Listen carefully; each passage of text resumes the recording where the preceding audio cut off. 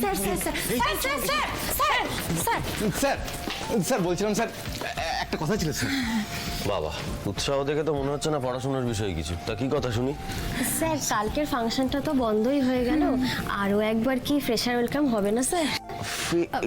Sir বলছিলাম সামনেই তো রবীন্দ্র জয়ন্তী, আর আনন্দিত এখন সুস্থ হয়েই গেছে। আমরা সবাই মিলে একটা রবীন্দ্র জয়ন্তীর অনুষ্ঠান করি না sir? Please sir sir please করি স্যার। দেখো, পড়াশোনার ক্ষতি না করে কিছু করলে আমার কোনো আপত্তি নেই, আর রবীন্দ্র জয়ন্তীতে তো আপত্তি থাকার কথাই নয়। কিন্তু একটা সমস্যা আছে। কি সমস্যা স্যার?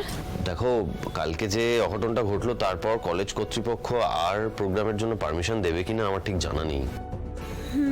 সত্যি কাল যা হলো, তারপর কি আর সুপারস্টার রাজি হবেন? সেটাই। তাহলে কি আমাদের রবীন্দ্র জয়ন্তীটা করা হবে না? জায়গা না পেলে আর কি করে হবে? কোথায় করি বল? আরে তোরা চিন্তা করছিস কেন? আমাদের ফেভারিট স্যার আছেন তো, ওনার বাড়িতেই করবো রবীন্দ্র জয়ন্তী। হ্যাঁ তাই তো, তাহলে তো আর কোনো চিন্তাই নেই। এটা কিন্তু ভালো আইডিয়া। স্যারের বাড়িতেই তাহলে হোক রবীন্দ্র জয়ন্তীটা। আমার বাড়িতে?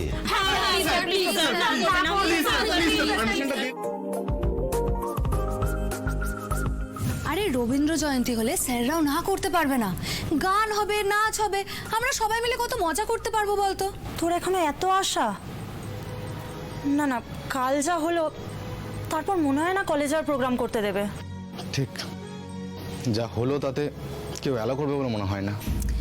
আরে একবার আদি স্যারকে বলে দেখ না, উনি আমাদের ব্যাপারটা ঠিক বুঝবেন। সেরকম হলে না হয় ওনার বাড়িতে করবো রবীন্দ্র জয়ন্তী। স্যারের বাড়িতে? স্যারের বাড়িতে? আচ্ছা আচ্ছা ঠিক আছে, তোদের কিছু বলতে হবে না, যা বলার আমিই বলবো, কেমন? তোরা শুধু রবীন্দ্র জয়ন্তীর কথাটা বলিস, হ্যাঁ?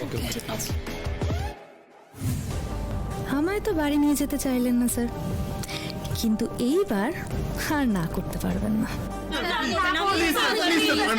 আচ্ছা বেশ, বেশ ঠিক আছে। তা আমার বাড়িতে কালকে হোক তাহলে রবীন্দ্র জয়ন্তীর অনুষ্ঠান।